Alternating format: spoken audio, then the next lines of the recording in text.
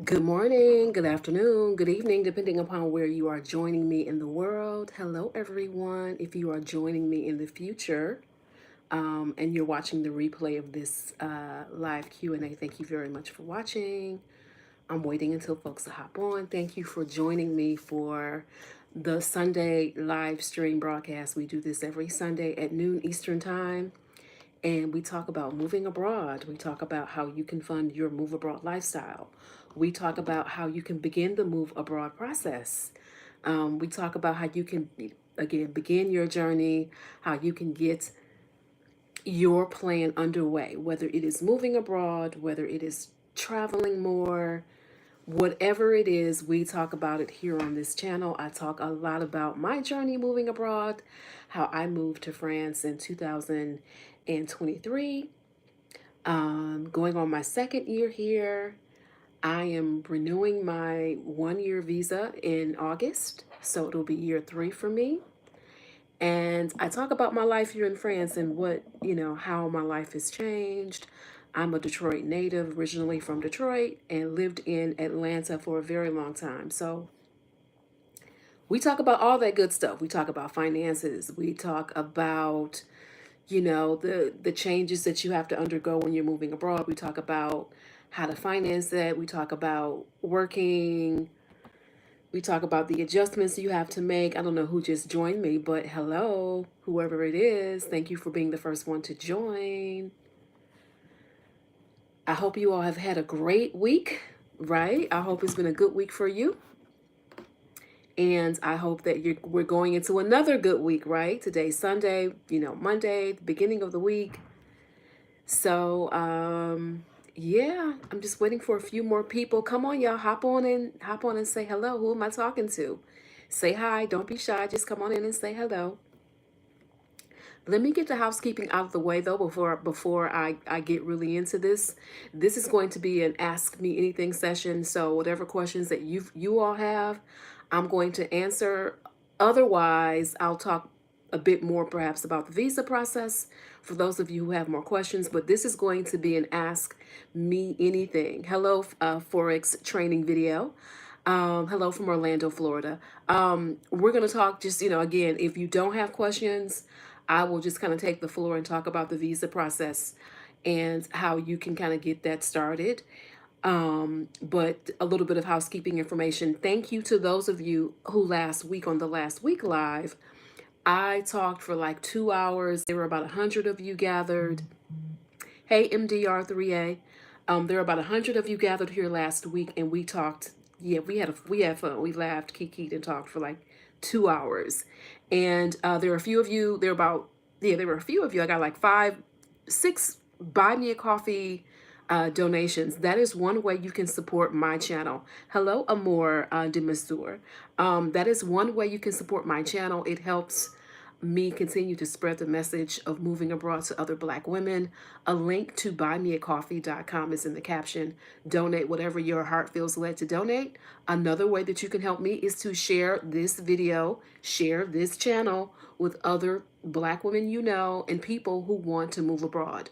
My audience is primarily Black women, but I do work with anybody. This channel is primarily for Black women, but again, all types of people hop on and we talk about the moving abroad process for those of you who are thinking about it. Like wherever you are in your journey, if you need more specific advice, if you want some individual counseling, not counseling, but you want individual instruction, right? Maybe it is helping you put the plan together to move abroad.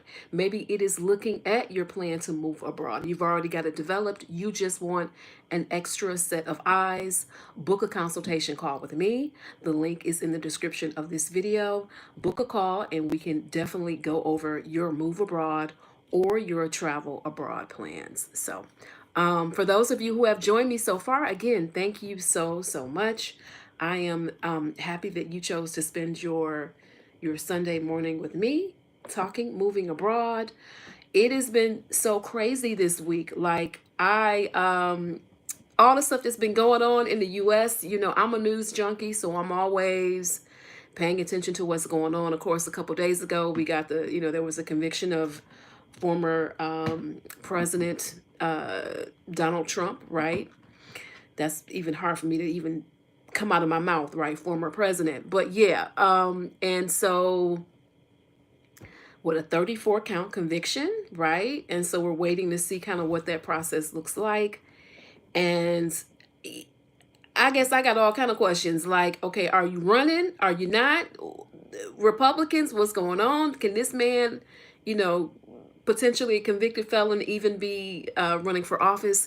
We don't talk politics a lot on this channel, but we do talk about it in terms of how it can affect your move abroad. I have talked to so many black women, black people, people of color, black and brown, and other people who are like, I have got to get up out of the US before the election because they literally do not know what's going to happen after November. We don't know if Trump is going to be allowed to run. We don't know what's going to happen, right? We know an election year, I'm sorry, I'm trying to get my hair together. We know an election year is crazy and it's so much instability, right? So there are a whole lot of folks who are like, I need to go. Let me off the plantation, right? I need to get up out of here. So that is also kind of, making some people hasten their move abroad plans. They're looking to do some other things in some other places and live some other places.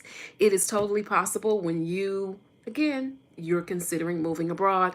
It does not have to be a total in-sum game, meaning you may want to just spend some more time in another country. Maybe you want to maximize your time off, that PTO. If you've been at that job for 20 plus years, not even 20 years. If you've been at that job for 5 years, a lot of times you get like 5 weeks vacation, depending upon what it is that you do. Again, sometimes depending on your PTO time, right? You may have a whole lot of time in your vacation bank, all right? And especially if it rolls over year over year. Even if it doesn't, you got some time. So you can be spending that somewhere else in another country, right? Maybe you're a teacher and you get those, what is summer break? Like 10 weeks off plus winter break. Maybe you're trying to figure out how you can, make moving abroad a lifestyle for you. I am here to tell you that it is definitely cheaper if you live like a resident, not like a tourist. Okay, so whatever country that is that you're planning on moving to. Especially if you're looking at moving to low-cost countries. I'm here in lovely Paris, France. And y'all, today it is, you see, I'm wearing a sweater. It is cold outside. It is cold. It is windy. It was raining yesterday. It's June 2nd. It does not feel like it's June. I don't know if, it's like boycott winter. I don't know what's going on, but I know that, man, the weather here is definitely cold. Can you use the address? Okay, Forex Training Videos wants to know, can you use the address of a guest house or Airbnb to open a bank account in France? I don't believe you can do that unless you have the permission. You would have to ask the Airbnb owner. One thing I will say is, I'm going to put it in the chat. There's a site that I use to find my rental.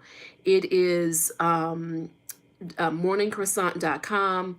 They tend to offer address privileges, right? Because you can rent on Morning Croissant. And again, I'm going to put this in the chat. And you can rent on there. I'm sorry, I'm trying to get my computer set up here. You can, I'm in a property with Morning Croissant, and included as part of that is a mailbox. So you get full access and use of the mailbox, right? So you can open an account. Another option for you may be to open an online account. If you're interested in doing an online bank, there are a couple options. You may want to do Wise, Revolut, or N26, okay? Wise is, I believe they're based in Belgium. You're going to have to get the Wise account before you leave the US because you'll have a physical card. They will only send that to a US address. Now you can use it, wherever you're going in France, but if you need that card. So you're going to have to set it up now. Revolut, I believe they're based in the UK. I'm not quite sure, but again, online bank. I have used Wise to make money transfers. They're super easy, easier than me like going through Wells Fargo. Definitely cheaper, okay, than some US banks. N26 is a Belgium-based bank, and they are again online. What you need is you need something called a RIB, and it's like an RIB slash IBAN number. Essentially, it is like in the US, you know how you have the routing and account number. That's what that is. So I'm going to put the options in the chat right now, and hold on. Let me get this together, y'all. Hold on a second. I'll put some of these options in the chat for you so that you have it. Wait a minute. I'm sorry. Let me get this together. Why is it not showing me the chat? Hold on, yeah. I'm sorry. Technical difficulties trying to do too many things at once. But yeah, those are some options for you. If you do an Airbnb, you may just want to ask. I have heard of people who have done Airbnbs, especially a long-term rental, and they have allowed an address. So you just want to ask. You may get a no, and you may get a yes. So you never know. So just ask and find out, and you know, it may be an option for you. Let's see here. Hold on a second, y'all. I'm trying to add this information in the chat. Why is it not allowing me?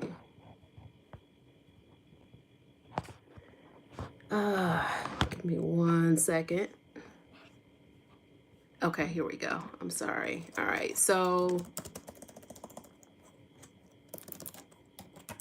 morningcroissant.com is the rental, and each listing will tell you if you can use their mailing address or not. Okay, another option, if you're going to have to check into this, but another option would be, you know how in the US you have like the private mailboxes that you can get, like mailboxes, etc. I believe there is a version of that here in France. I think it's actually maybe mailboxes, etc. But you can get a mailing address. I think that may be an option for you if you just have to find something temporarily. Perhaps they will use that. The only challenge you may have, though, is that when you're opening a bank account, they are going to want to see usually your lease and like a utility bill. And that's why sometimes the online accounts are really, really easy until you can always get the online account first, and then transition into get the other account. Let's see, I'm putting revolut.com.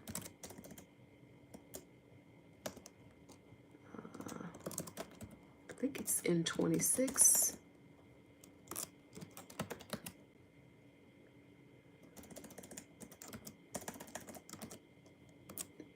I'm not exactly sure of the banking address. I'm just going to put in N26 is the bank, and also Revolut are online banking options for you. So check those out. I definitely know of some expats here in France who use those, who started out with those. Otherwise, I'm going to give you a few expat-friendly options as well. Expat-friendly options are going to be BNB Paribas. They tend to open accounts for U.S. expats. A lot of the issue that comes in with these French banks is that some of them do not want to do the extra paperwork when we open bank accounts because of the agreement that the U.S. has with France, right? Like, we're not double taxed on our income. So the U.S., whenever you move to any country, unless you renounce your U.S. citizenship, you must pay taxes on your worldwide income, technically, okay? So what that means is that if the country you're planning on moving to has like a partnership arrangement with that country, it means you won't be taxed twice on your income. So as a result of that, sometimes, French banks just don't want to have to deal with the hassle of dealing with American clients. So there are some that will work with us. BNB Paribas is one.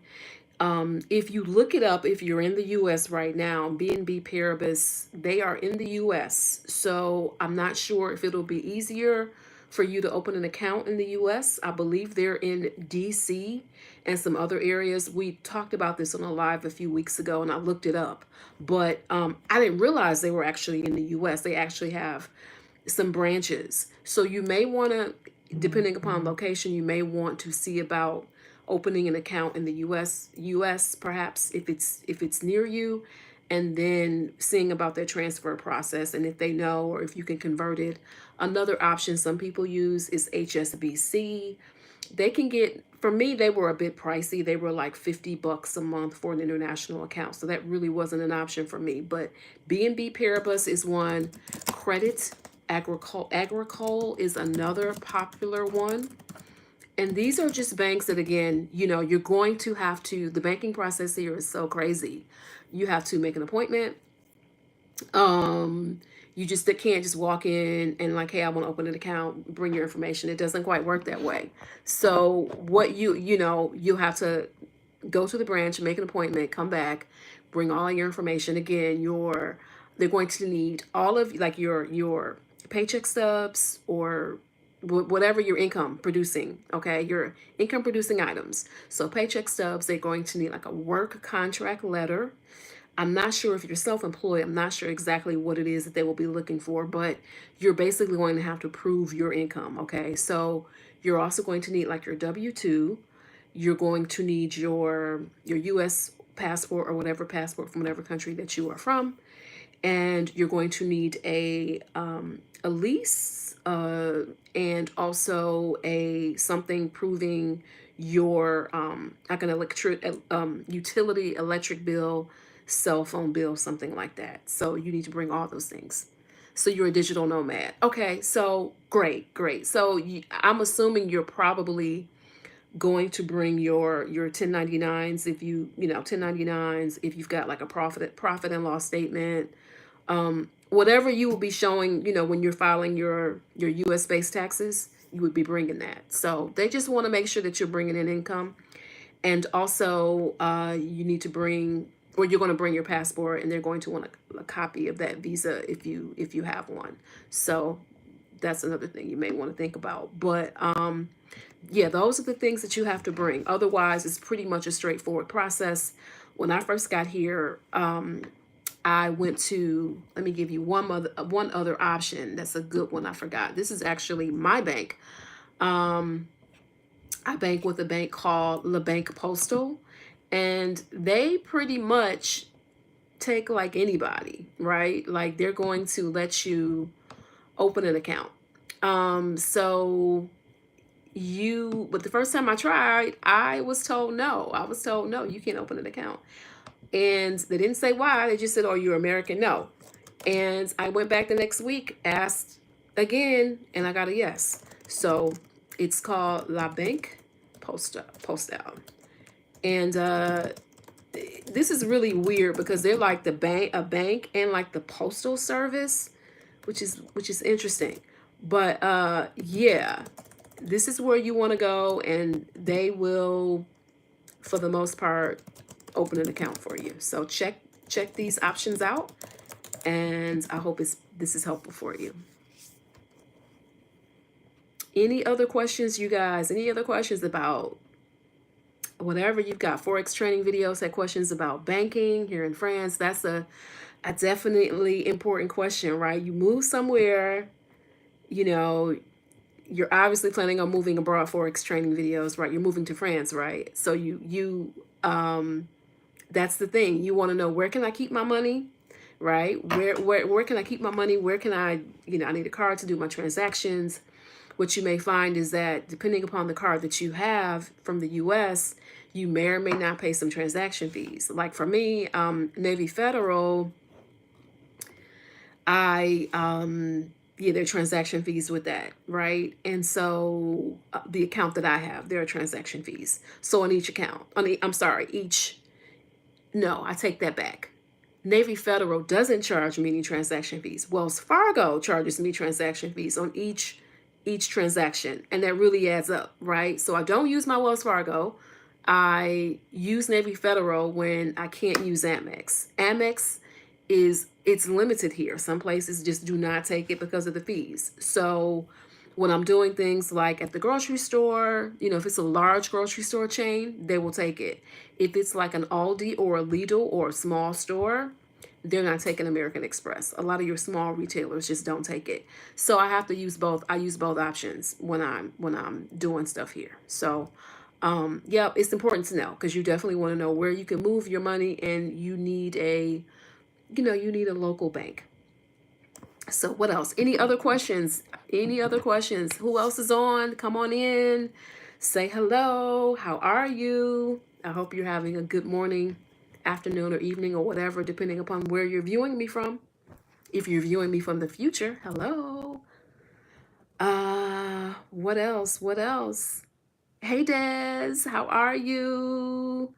Thank you, Des. Bonjour, bonjour. Listen, I had to do something with my hair. I got it done yesterday.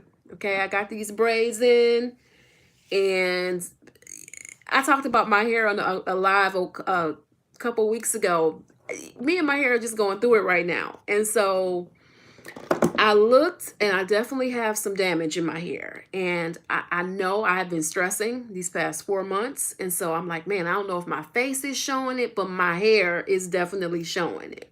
So I need to try to figure out some things, because as I was looking at her doing it, like it's gotten some damage. And so I don't know, my grays are just it's just gray everywhere. I'm getting more gray. Again, that's why I'm like, is that stress? What's going on? You know, but yeah, I got to figure out some options, because what I've done, I think for the longest time, may not be working for me anymore. The warmer weather, no, it's cold here right now. It is cold. It's not the humidity. No, we don't have a lot of humidity. There is some, no, there isn't a whole lot of humidity. There's a lot of rain. So no, it's not that. I wish humidity does really well with my hair. I wish I had more of that. I just think for me, maybe it might be the water, because literally what I ended up doing is at the end of October, I had been wearing braids back to back, and I took them out. I think I flat ironed my hair maybe in December or January. And so I'm now noticing like it's breaking off. So I don't know if it's me, could be me. You know, I take thyroid medication, and so my medication recently changed in end of January. Maybe that's it, right? Because thyroid disease can cause your hair to break off and be brittle. Girl, I don't know what it is. I'm frustrated, and the gray is it's a whole different texture. It's all this stuff going on. At the same time, I think the water is definitely hard. Girl, I don't know. I don't know. Yeah, I'm not putting that much heat on there. Like, I'm not. But again, if my hair is drier and brittle, then that's not good. So I have to kind of do some self-reflection to see what's going on, because I'm getting breakage like right in here. Like, and I don't know what's going on with that. So I got to take a break. At the same time, I worry, and I'm going to do a video about my hair experience, because I definitely took some footage of that, because it is. I went to one lady. I went to a shop. Not in Chateau Rouge. I went to it's an area called Strasbourg Saint Denis, and it is not the main hair capital, but like another main hair capital. You can get your hair braided. And so I go in there, and I had not been there in a very long time. I had not been there since like October. And the guy, I told him, because he's seen me, I go grocery shopping in this area. And the guy was like, "Oh, welcome back." And I was like, "Can I have a really good person?" And this guy speaks English. And so he gave me somebody. But again, I'm just like, Lord, I need to pray for my edges. Just pray for my edges, pray for this, the break of the broken off area. We gonna put some, some a holy oil, something, because I don't know. You just don't know when you go to a braider. You don't know. I did tell him to please ask her not to do it so tight, and he did, you know, translate that to her. I had someone else in who was getting her hair done. She spoke English, and I told her, and she told the lady. So I'm hoping, girl, I'm hoping. Um, Girl, yeah, the top middle of your hair is a whole different texture than everywhere else. It don't want to curl when you wash or go or sponge curl. It's stubborn. Listen, the gray hair always wants to fight. Always. Listen, the gray hair is ready. The gray hair is nuck if you buck. Okay? Nuck if you buck all the time. The gray hair for me is ready. It goes any which way, right? It does what it wants to do. So again, I can't. It's to the point to where I thought that maybe a braider. I feel like the last braiders I've had, they were a little too. They definitely were tight, especially this one particular braider. So, man, I get in the salon, and the braider I had last time, like, she saw me after the guy, I guess he's the owner or manager, whatever he is, after he assigned me to this one lady. And this other person who did my hair previously, she saw me and she told her that I was her client. And I'm looking like, hold on, you need to talk to the manager, because I didn't request her. She was busy, and it just got to be a thing. Like, she was like, "Oh no, she's my client." I'm just like, hold on. So I'm not trying to cause no problems, right? So, yeah, I'm at a point to where I'm watching YouTube videos, and I'm gonna have to learn how to do my hair myself. Like, for real. Like, learn how to do my own. Maybe not these braids like this, but like maybe the bigger box braids, because it's about time that I kind of take some things into my own hands. And I don't think I'm going to braid my own hair too tight, if that makes sense. So I've worn braids before, and I've never had breakage in the areas that I've had it in. So I don't know if it's just, again, my hair is just weakening. I don't know what's going on. I've been doing, the moisturizing, deep conditioners, but again, stress, we know stress will play a role in your hair. So yeah, y'all just pray for my edges. Let's hope they're gonna be okay. All right. I don't have no little bumps on my head. I don't have a headache or anything like that. Cause braiders, listen, I saw a YouTube video. This girl had her hair braided so tight, she ended up going to the hospital. And this person really did braid her thoughts and dreams, because like she had to take the braids out of her hair, and she definitely had like almost, I mean, I don't want to say traction alopecia, but basically it took her hair out. And it was like an immediate response. Her braids were just too tight. I'm trying to avoid those problems. Do not want those problems. But yeah, I'll do a video later on this week about my hair experience. Like I told y'all before, it is different than the US. It's just different. These braids were, so listen, so when I go up to the guy, I told him what I want. I showed him the picture, him and her. And then he asked me, well, how much do you want? I asked him, how much is it? Because, let me know the price. And I know how much I paid before, around the price. I paid anywhere from like 30 to 35. And so I paid, no, I'm sorry, 35 to 40. And he said, how much do you want to pay? And I'm just like, sir, how much are these braids? And he's like, again, how much do you want to pay? I said, well, I'm not going to say that. Like, I can tell you what I paid before. And I was like, $35, $40 is what I paid before. And now you buy you buy the hair next door at the shop. And that was like $3. And so with a tip, I paid 45. I don't think that's bad for this style. It definitely is cheaper than the US. Okay. So I feel like either way it goes, it wasn't bad. And I always tip. I always give something because, you know, I just have to give something. Like, honestly, like I just feel like you have your hands in my head and I'm gonna throw you something. So whether it's, you know, $4 or $5 or whatever, depending upon the price of the style, I'm gonna add something to that. So yeah. What else? Any other questions? Any other questions? Who all is on? Listen, 135. Listen, I'm telling you, yeah, hair braids have gotten crazy. My daughter's in Atlanta. They're always complaining about the pricing. I can't deal with it. So it's kind of like, yeah, I'm gonna go ahead and spend this you know, spend this $40 or whatever. I'm gonna go ahead and spend it because it is definitely cheaper. But yeah, you don't get, but again, you don't get it's kind of like it is a salon, but it's a lot of people in a salon. You know, you think about New York or Atlanta or anywhere else and the braiders who are doing hair out of their houses. So it's kind of like the same situation. You know, you basically come in, they're gonna, for me, I had washed and conditioned my hair earlier, but she just came in, blow dried it out, and then yeah, and just started braiding it, you know. Forex training videos. Let's see. Oh, Des. Okay, you have to write your questions down. That's fine. When you think about it, just let me know. Go ahead, yeah, put it in the chat. Let me know.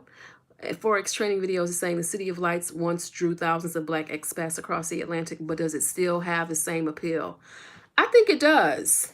I think it does. I think that appeal has not changed, right? Like 100 years ago, you know, you had people like Paul Robeson, you know, you had uh, James Baldwin, right? You had all these artists who were drawn to Paris, right? You had the fabulous Josephine Baker. And I think we're coming to Paris for different reasons. Those folks came to literally escape Jim Crow South and Jim Crow North and everywhere in between, right, in the US. But essentially, I think we're all coming for better lives. That's what we're coming for.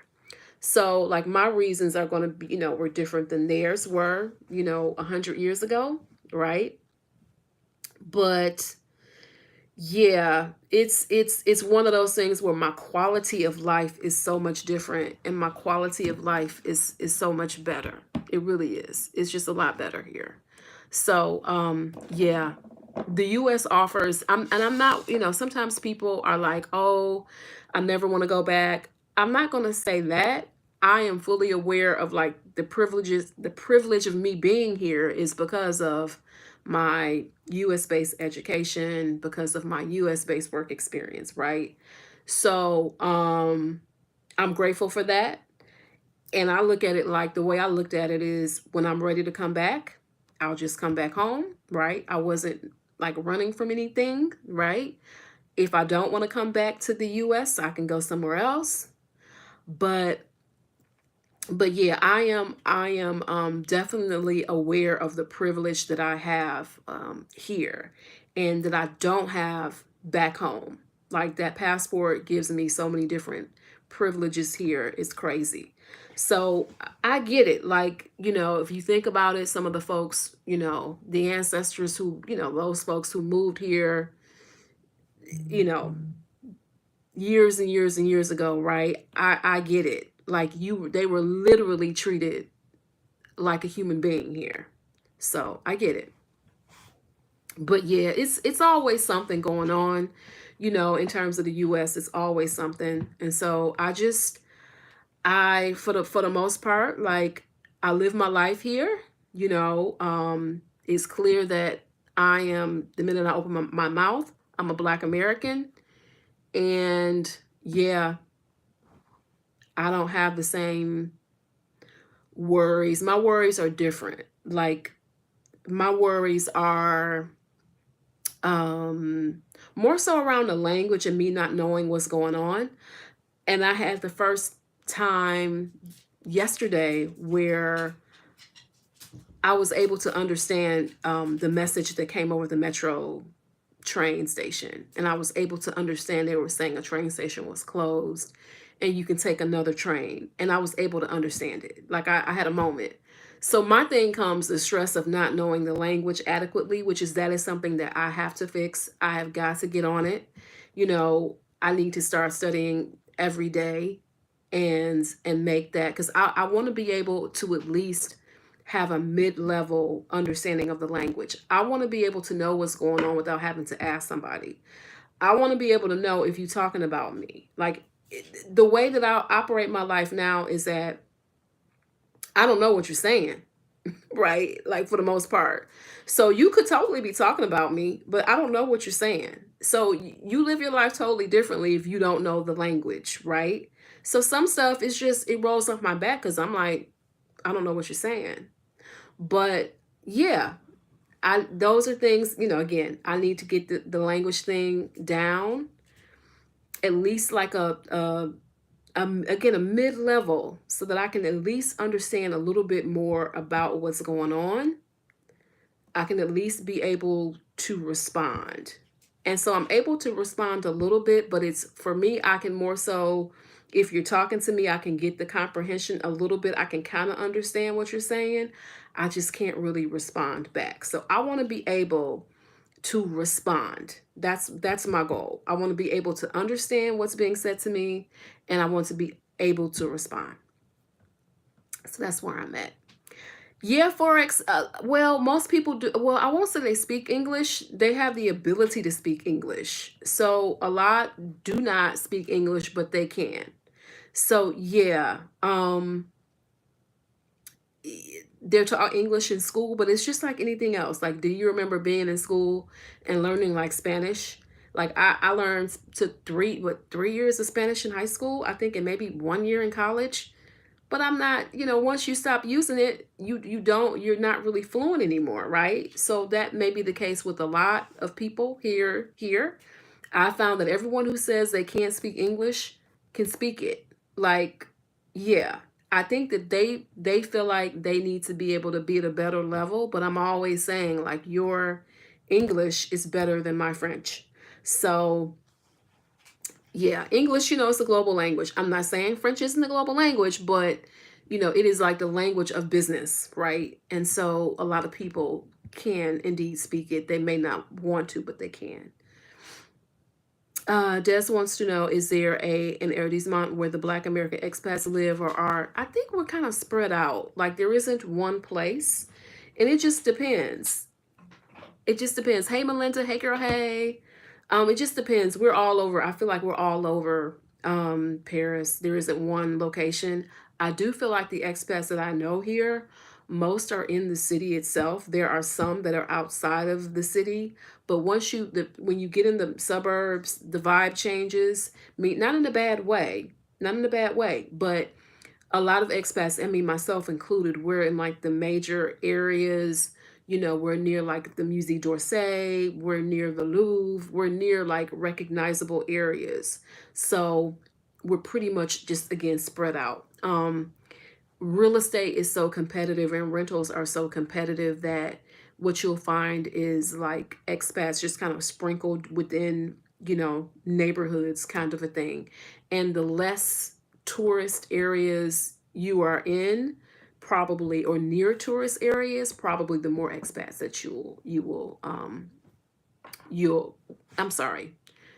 The further away you get from tourist areas, you may or may not see you may see less expats. So it just really depends. But we're all over. We're all over. But yeah, Forex training videos. Yeah, I definitely need to practice more, communicate more. My friend here helps out a lot, right? She helps out a whole lot in terms of we meet a couple times a week and she talks to me primarily in French and we just go over stuff and her English is getting better. I'm trying to get better on my French. Yeah, so it is a process and I just need to get better at it. So off the top of my head, what area would you say to stay away from in Paris? What area would I say to stay away from?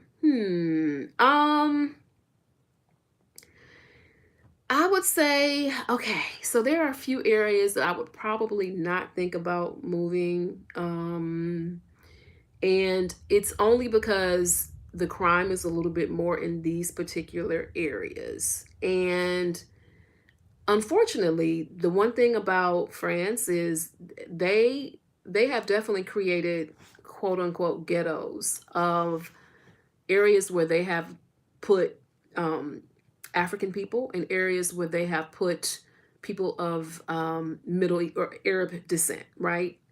And so, as far as arrondissement, I would say usually like those particular areas. It just depends. Like I hate to say a particular area, but like let's just say the area near the Olympic site, Saint Denis or Saint Denis, so whatever, however you want to call it, right? The area near the Olympic site has for the long time been plagued with a lot of issues. So they're cleaning that area up. That area tends to be where Africans are you typically live. Okay. So I'm trying not to be offensive to anybody. Um, but yeah, certain areas are places that some Parisians would not necessarily live. Now, on the other hand, uh, are there areas where New York safe and Paris safe are going to be two different types of things, right? Some of the same things happen in Paris that happen in New York, right? Um, so you have to be careful. I can remember looking at getting an Airbnb in this one area at one point, and I didn't realize I actually had gotten it and didn't realize how bad it was. And my friend was like, girl, go on TikTok and put this area in TikTok. And I was like, oh shoot. It was a whole, like New Jack City crack central. Okay. Like a lot of drug dealing, a lot of that. So you just never, you never know. You never know. Everywhere has got their areas. I want to say this area was called Port de Riz, and it was, I don't know which arrondissement it is. I want to say it might be the second. I'm not sure, but yeah, yeah, you just have to be, be careful. For the most part, the petty crime, the crime numbers are not the same. Saint Denis can be an area where there is a lot of just drug activity. So it is an area where I don't think a whole lot of expats would live. So I'll say it that way. It is not. But yeah, bad, and that's the thing, bad and dangerous. Like to me, Paris, bad and dangerous is going to be different than like Detroit, Atlanta, New York, LA, bad and dangerous. It's going to be different. But yeah, me personally, I'm not trying to go nowhere and have no problems. Because number one, I can't speak the language. If something happens, I can't even really talk to the police. Okay. I'm trying to avoid my chances of something happening.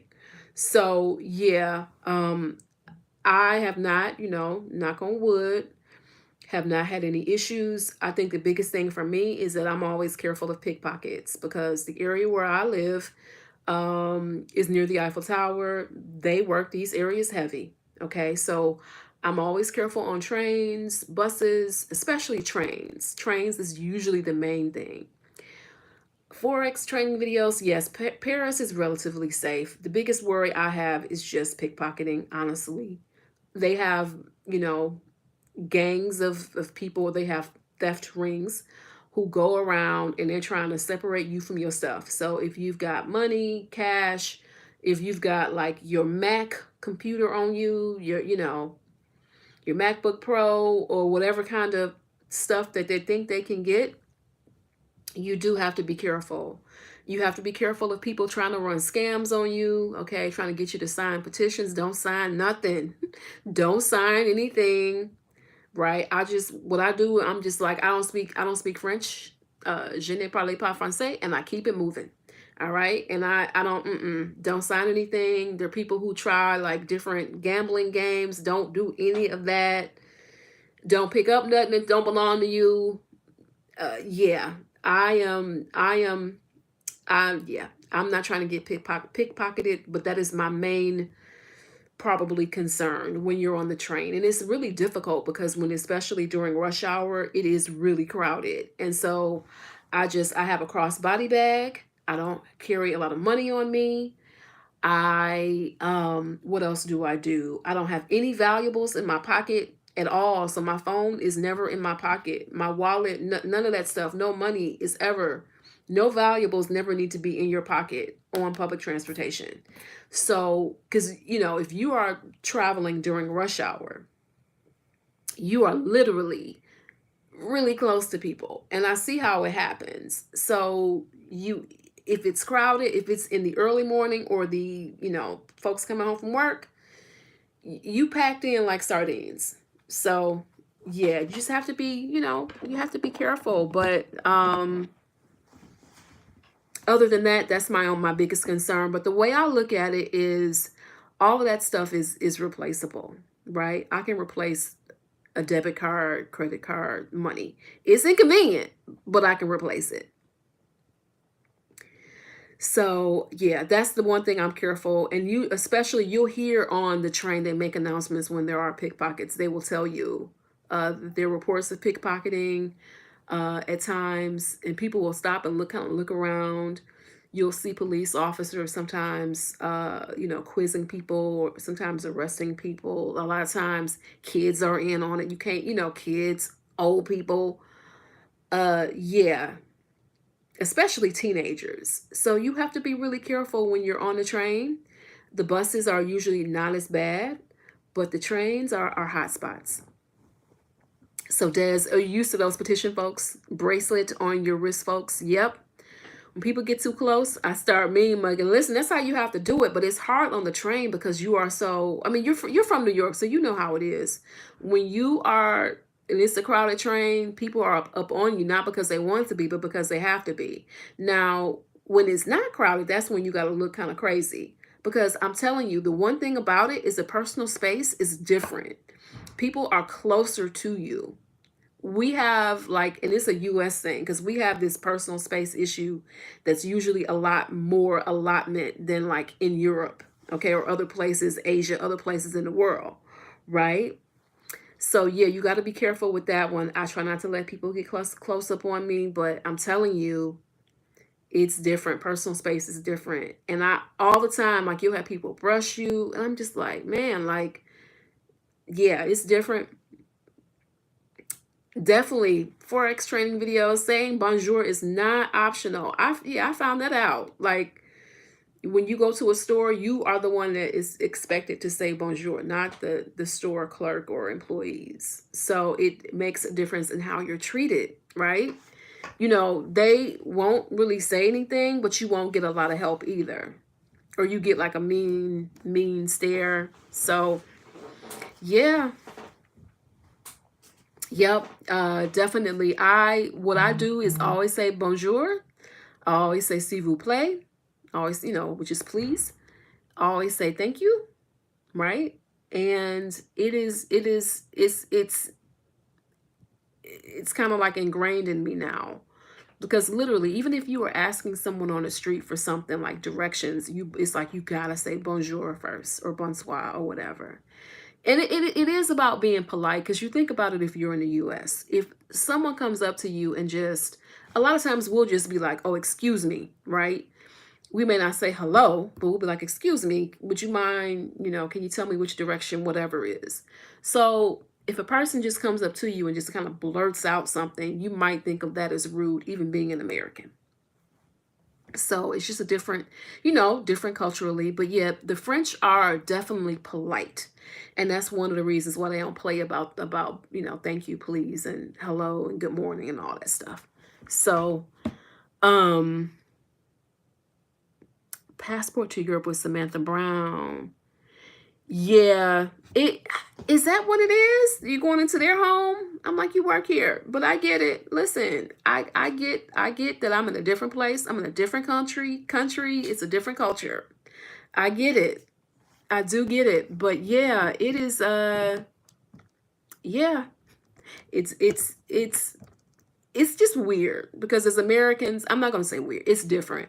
As Americans, we're used to welcome to CVS, welcome to Burger King, welcome to McDonald's, welcome to Papa John's, whatever, right? They don't, no, it doesn't happen here. Does not happen here. You are expected to say hello when you go into a shop. And I can think about times I went to smaller boutiques and stores, and like when I first got here, and I didn't say anything. And because again, I'm going based upon US standards, right? And cultural. And I remember walking out thinking like, dang, they didn't say anything to me when I came in this store. Well, they probably looked at me like, well, you didn't say anything to me when you came in the store. So yeah. Hey, Eleanor. Yeah, sometimes saying bonjour is not enough. You've been admonished for not saying bonjour, madame.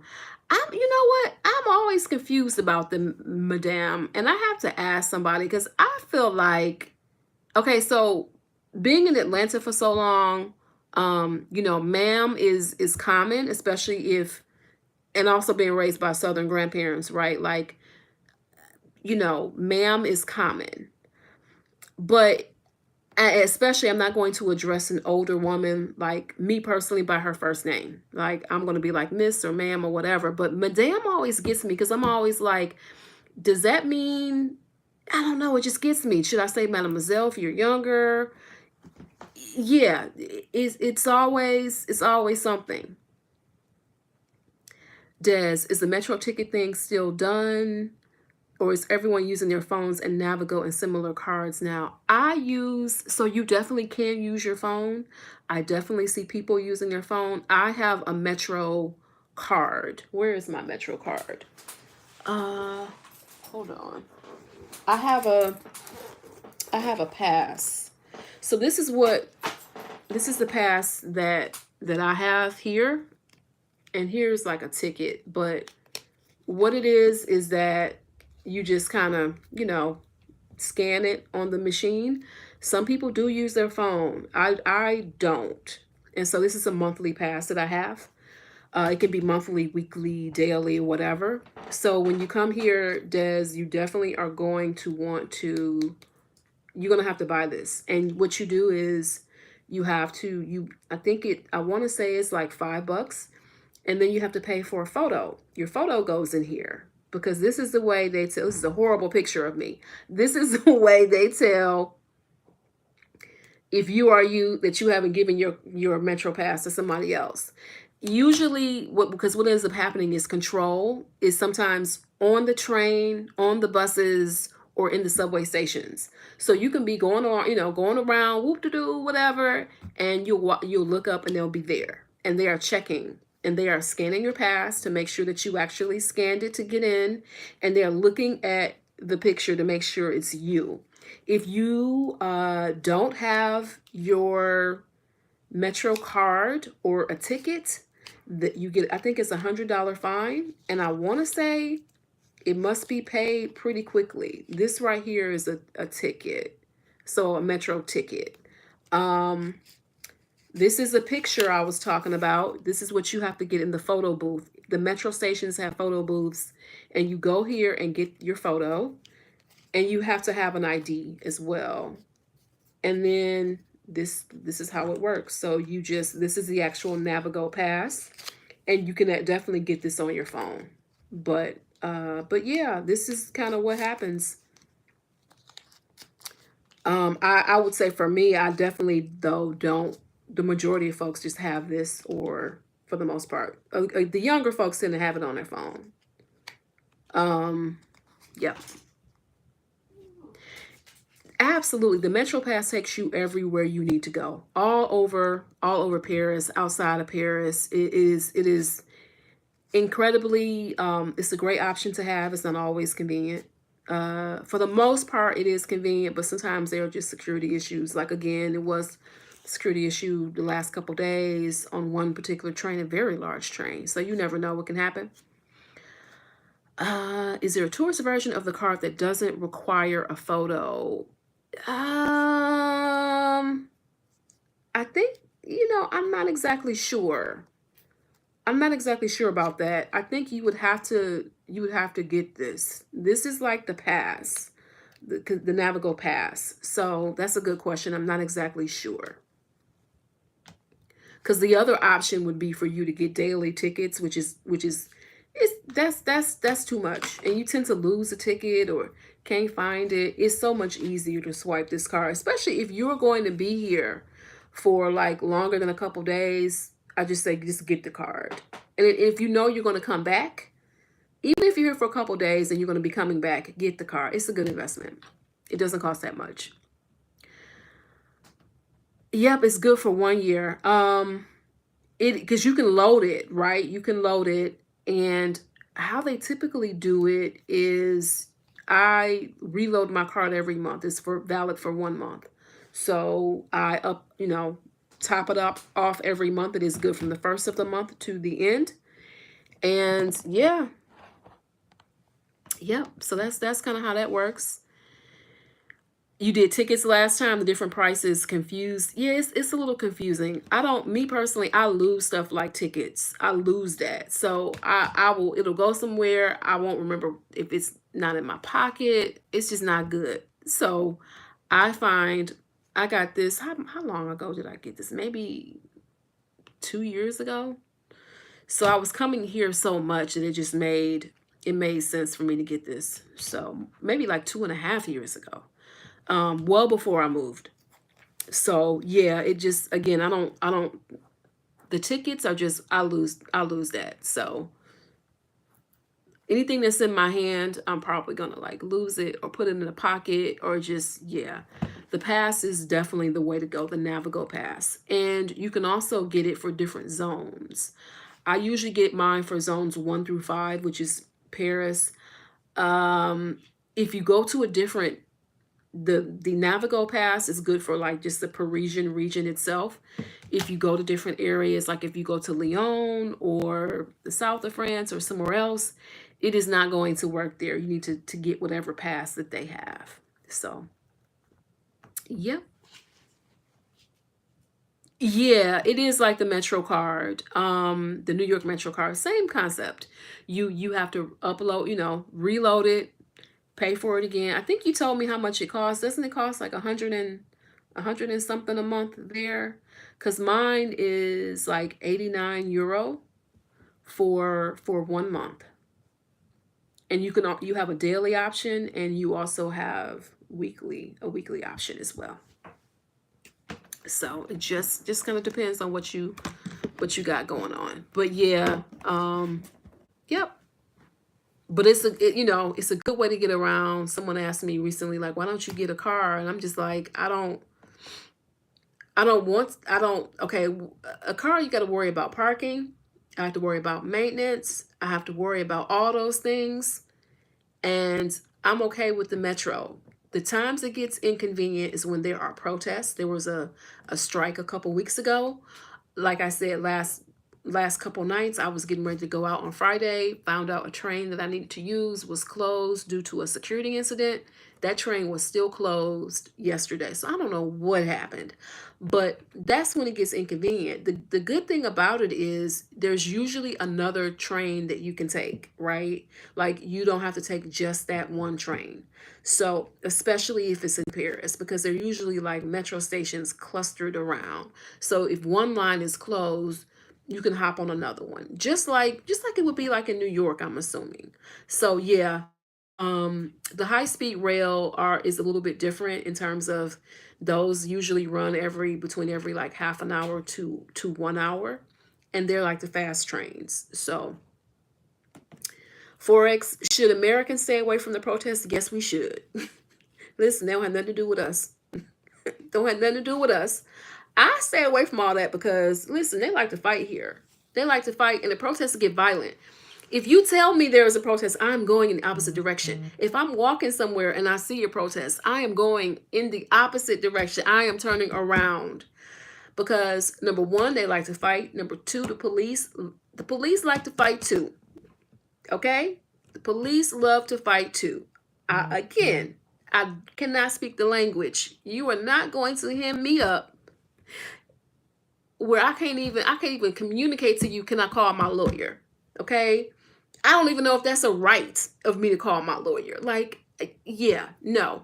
I'm avoiding jail at all costs. So, unless I am assaulted, okay, I am avoiding all of that. So, we should go in the opposite direction. Opposite direction of any kind of mass protest. When stuff gets spicy, I'm out. I'm not sticking around because the French, we know they love to protest.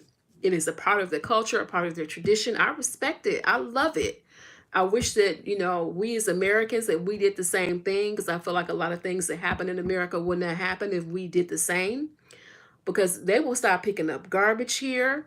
They will, like, y'all, like, I need to do a video on this, but they were going to do, the mayors of Paris were supposed to do this big publicity thing where they're supposed to drink out of the Seine River to show that the Seine River is safe, right? Before the Olympics.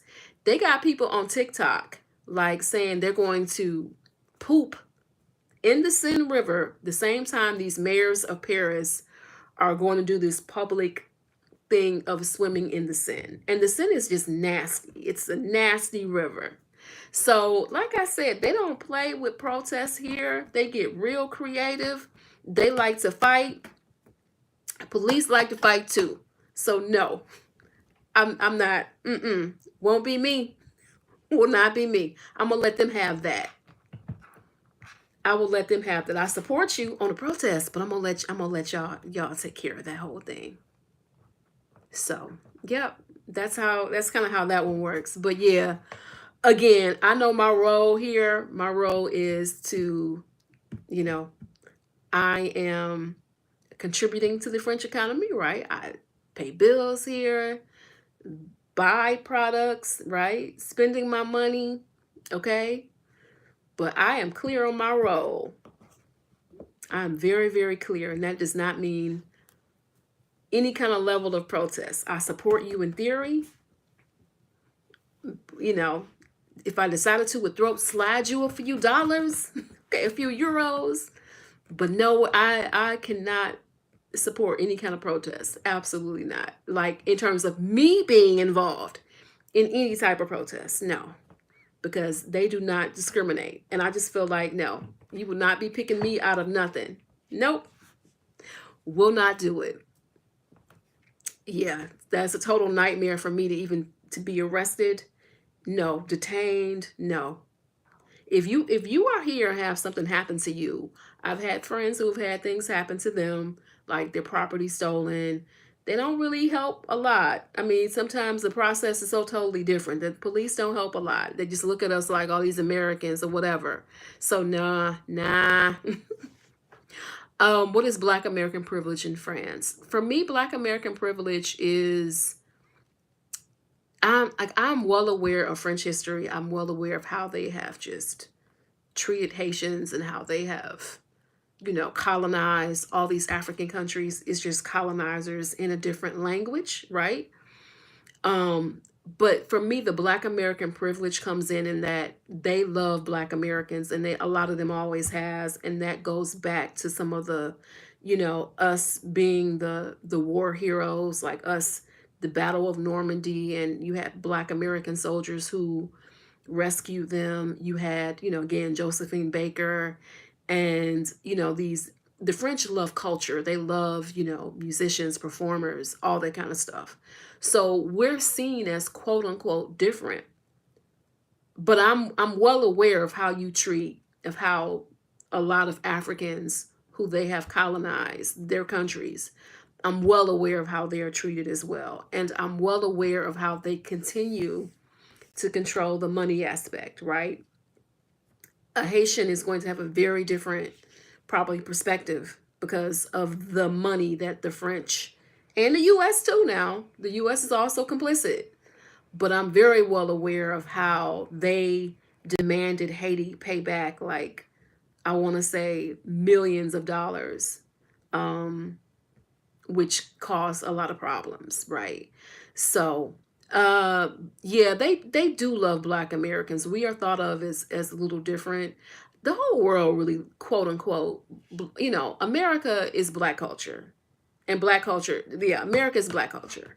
So they're looking at that. Like, I promise you, folks here, love Tupac, love Biggie, you know, the entertainment aspect, the celebrity aspect. It's not until moving here that I realized how much. I realized before that they love black culture, but it's really when you're here, you really can see it. They love black American culture. They love it. So it doesn't, that doesn't mean that, of course, racism doesn't exist, because it does, right? But yeah, they love black American culture for sure. So for me, black American privilege means that um, I'm able to live my life. I live in my neighborhood. I'm known as the American. I'm not known as a black American. I'm known as the American.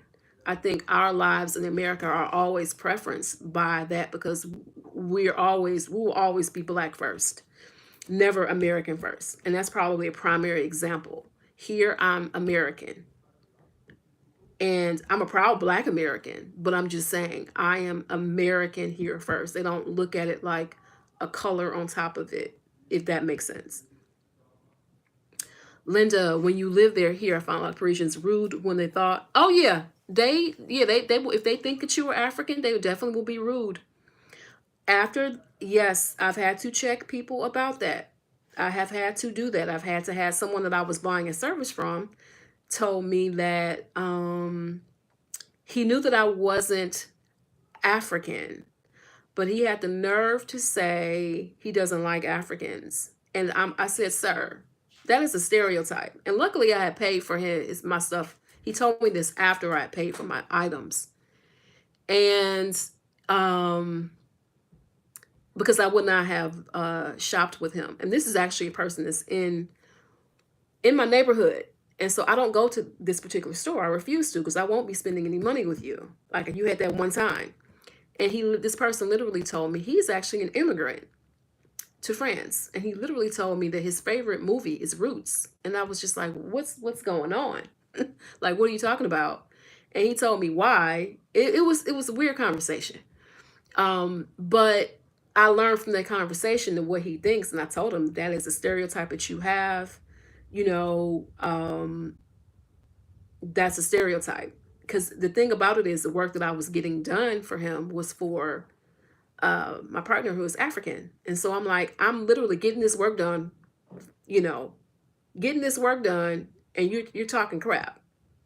So yeah, I don't play that. So I will never go back to him again. To your point, Linda, yes. I don't really know what they look at what they feel like when they look at me, but like you said, first glance, I am they may look at me and probably say, yeah, she's African. Maybe they look at my clothes or certain things. Sometimes people look at, like, the earrings. These are not worn here. My jewelry is pretty bold. I wear pretty bold colors. I don't really kind of fit in fashion wise, even though this is a fashion capital. But so I'm often told, you look American or you dress American. So maybe they know before I can say anything. But when I speak, you definitely know I'm American. Yeah, so they don't forget what Black Americans did for the country. Yes, World War I, exactly. That's what it is. They have not forgotten that. So that is one of the reasons why we get a certain amount of treatment, the way we do.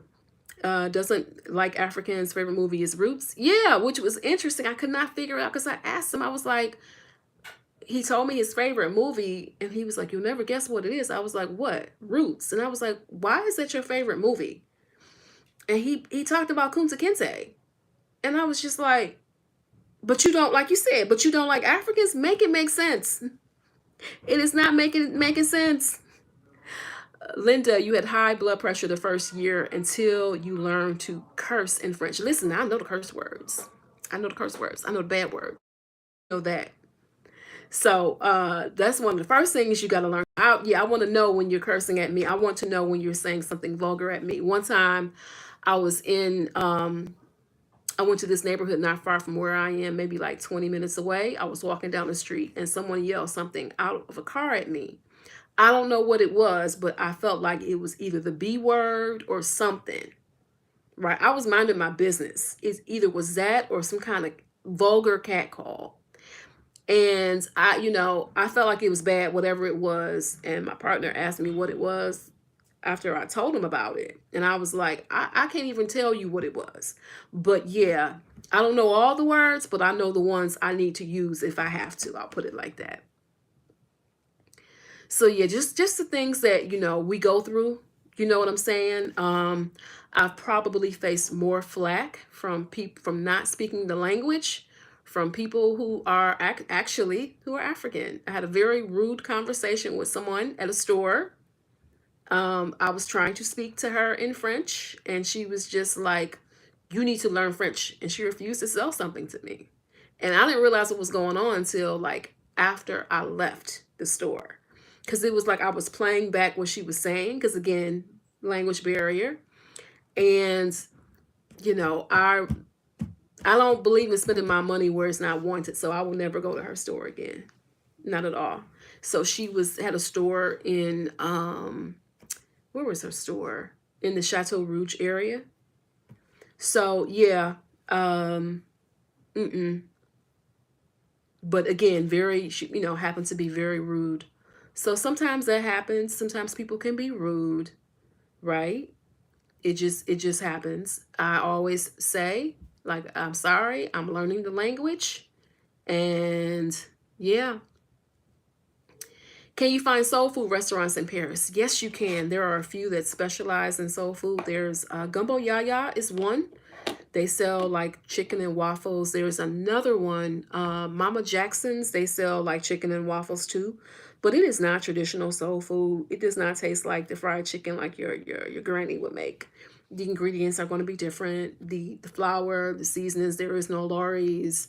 You can find red hot sauce in certain stores, but it is not does not taste like the seasonings that are allowed in the US, the ingredients that are allowed in the foods in the US are not allowed here. So number one, it's going to taste a little different. You're not going to have onion powder, garlic powder. No, doesn't. I don't even think they sell it here. Definitely don't sell Lori's. You're lucky if you find a Creole blend. Okay, so like your Tony Zatarain's, you can find that. You can't find that here, but you can find a Creole. You can find collard greens, but you have to look really hard for them, and usually at farmers markets. Otherwise, it's like spinach, even like kale. You can't find like in the U.S. You can find kale everywhere. I Kale is hard to find here. I don't know. They just don't. I don't know if they just don't like it. I don't know, but yeah.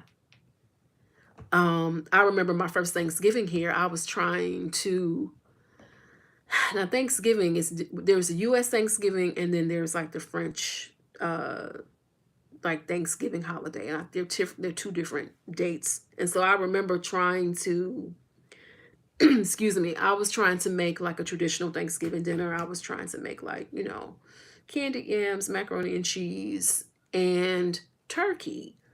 And the problem was I didn't know it. This is my first Thanksgiving. They don't sell like turkey. They sell like turkey parts. They don't sell like a turkey. At least I couldn't find one. And butchers do not have it. And you can't find like turkey, like ground turkey or ground chicken does not exist here. So like a turkey, how you would buy butterball or honeysuckle. Couldn't find that. I then couldn't figure out what type of cheese to use because even though they do sell American cheese by slice, this is cheese land, right? All the cheeses are here, but it doesn't mean that it's like cheddar cheese back home, okay? It doesn't mean that it's like Velveeta. I don't think Velveeta is sold here. Velveeta is a cheese food product. The French would laugh you out of the cheese store if you ask for it.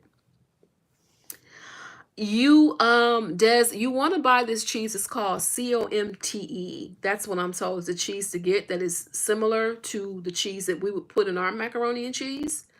But of course, it's all types of blue cheese with mold on it, all that stuff you don't want in your macaroni and cheese. But But yeah, no, you can make your Patty LaBelle mac, but you may have to switch it up. Like they have a Munster like type of cheese. It's not called Munster. You have to really research what type of cheese the cheese is because they're just different. You know how we would go to the store. You go to the store, get your sharp, mild, extra sharp. No, it's not like that. So yeah, that's the only thing. And so yeah, my macaroni and cheese did not come out good because I had the wrong type of cheese.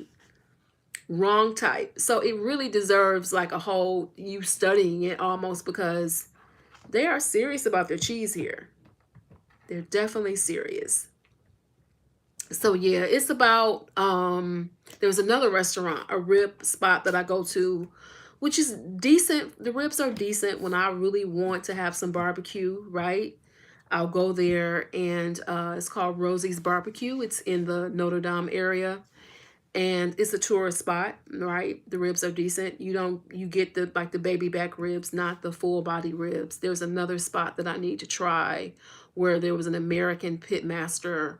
Um, and I would love to see more like Black Americans come over here and do it because I just feel like we would kill it, you know. But yeah, this particular person was not Black American, but they're at this other restaurant, and I'm going to try them as well to see how I like it. But yeah, um, when I want like soul food, I try to make my own. When I want fried chicken, I just make my own. I can't get all the same ingredients when I want, and for the most part, when I want flavorful food, I eat African food, I eat other ethnic food. So, yeah, I modify a lot, modify a whole lot. So, I probably use more peppers and things like that. Do French people like soul food? I think it's kind of like they like the novelty of it. I think they like the novelty. The French love American stuff, okay? They love American products. They love things that are made um in America or whatever. And it's just like sometimes it's like going, like home, right? You may say, "Oh, this is made by the French, so I'm going to buy it." Same thing with them. Same thing. I think that they like it. They more so like the appreciation for it. I'm assuming the restaurants Gumbo Yaya and Mama Jackson's they're still around. They've done pretty well. There's a big population of, we know there's a lot of Africans here, so I eat a lot of food from the Ivory Coast and, Senegal. And there's also a good amount of Caribbean people here as well. So you've got Martinique, right? You've got those Antilles, Caribbean islands that are here, folks from there, like Guadeloupe. And so they're bringing their own, you know, thing to the mix, right? Really spicy, flavorful food. There are also some Jamaicans here as well. So it's a good cultural mix of folks.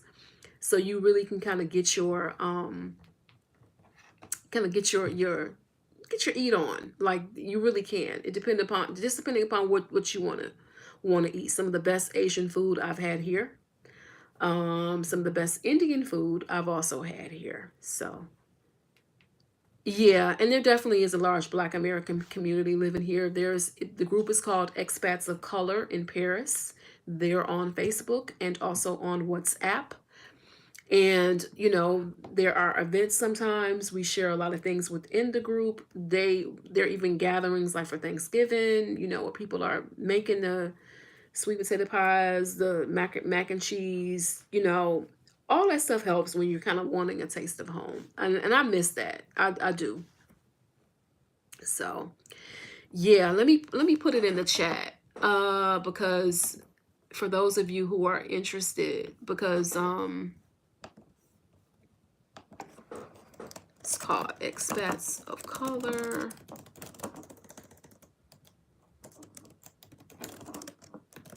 They're on Facebook. They used to list their WhatsApp on the Facebook page, but I don't know if they do it anymore. I primarily go on their WhatsApp group because people will put events. People will have gatherings, meetups, We try to have certain events every so often, or get-togethers. What we typically will do is get together at Rosie's Barbecue, which is the place that I mentioned to you earlier, where I go. So just like after work drinks, kind of informal or whatever, but it's a good group. Like there are times that I just miss talking to us, right? Like we talk to each other a certain way, and that's the one thing about being here. I tend to I definitely tend to miss Black culture. So I love when we kind of get together. When I get together with other expats, in terms of Black expats, they know exactly what I'm going through. We talking to each other in ways that I can recognize, right? So yeah, this is a great group. The group is it's called Expats of Color now. It isn't just Black Americans in the group, but primarily Black Americans. So it's a great group. Check it out. Make sure you check it out if you are interested. And again, it's on Facebook. So what else? What else? What else? Let's see who else came in. Bonjour. Is it Gills Gap Girl? Bonjour. Uh did France start a nomad visa? No, and they probably are not going to do it. Man, they are so far, I won't say behind. I think it's on purpose. Because some of these countries, have started nomad visa programs. You've got like Colombia, you've got Portugal, all these places, and the French are like, no, you will not be working here. You will not. So they do not have a nomad visa. The closest thing they have to it is like a tech visa, but it is a tech incubator program, meaning you are expected to invest some money. So the French are very, they're very, I won't say smart, but they are about France first. Okay? France first. So they're like, we don't care if all these other countries have no, digital nomad visas. We are not going to have one. So my visa is a 1 year. I have the carte séjour, and it's a 1 year visa, non-work visa. And what that basically means is that I cannot work for a French employer. Now, in terms of working here is something that I have done, and they have been aware of me working here, which technically I am not supposed to do technically. A person who is a stickler for the law will tell you, no, you are not allowed to work for any employer in the country of France. But my immigration attorney told me otherwise. And so he told me that basically they only care as long as you're not working for a French employer, which would mean I'm taking jobs away from the French. They already know, as Americans, we are highly qualified. We are technologically advanced, meaning I'm not saying France is like the Dark Ages or anything, but what I am saying is that, American innovation and entrepreneurship, it is entirely different here. It is the exact opposite here. The taxes are so much that you're looking at, if you're starting a business, you're paying about 50% in taxes. France is a socialist country, so somebody got to pay for that. So a lot of times people are discouraged from starting businesses. We know that in the US, you can get that business, listen, an hour. All you got to do is go on irs.gov, pick your business classification, and that you will have your tax ID number. Go on your local, your state's Secretary of State, and start your application there, and you will be able to, once approved in a couple of days, you can then open a bank account once that process happens, right? It is not like that here. So much bureaucracy. So no, there is not, to answer your question, no, Gills Gap Girl, there is not, there's not a digital nomad here in France. I wish they would do it. It would make total sense because other countries have definitely embraced it. But I think the French just don't care. Again, French first. They do not want anybody, taking jobs away from their folks. So they are very clear about that. And that's a very, different stance than even in like the US, because our immigration policies are so totally different in terms of We know that folks want to come to the US and work, and the US is like, as long as you work, we don't care. As long as you can have a green card, you can work, right? We're gonna take taxes out. It's just a total different aspect. So they think of things very differently. So I wish they would have a digital nomad visa. That would be great to be able for them to have that. But I do not expect it. Don't expect it to happen anytime soon. So what else? Any other questions that y'all have about the move abroad process, about life here in France, about you moving abroad? What other questions do you have?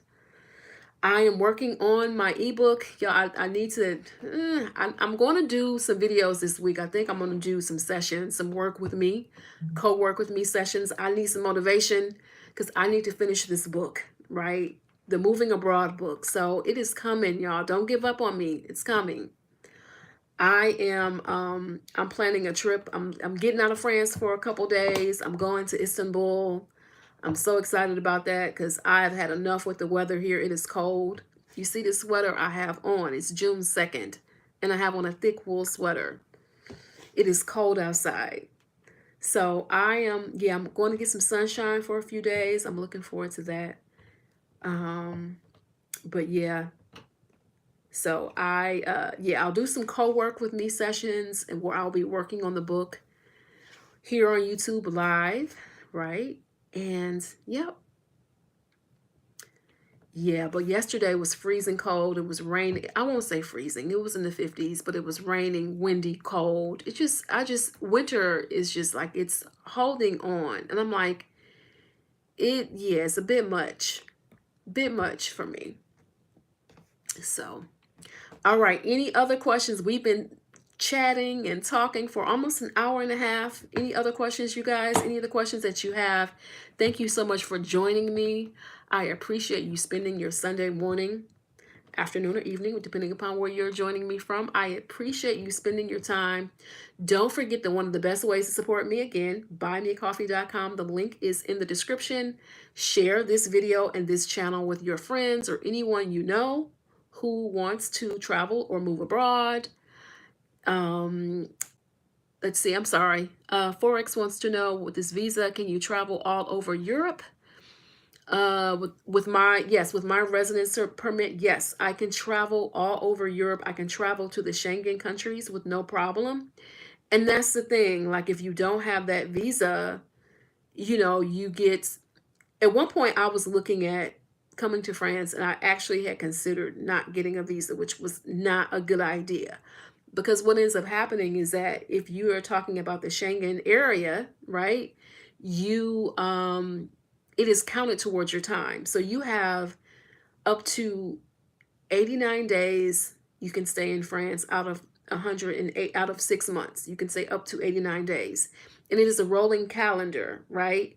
But if you're talking about you're going to slide on over to Sweden, Italy, Amsterdam, all these other countries that are nearby, with the exception of the UK, which is totally different, all that counts towards your time.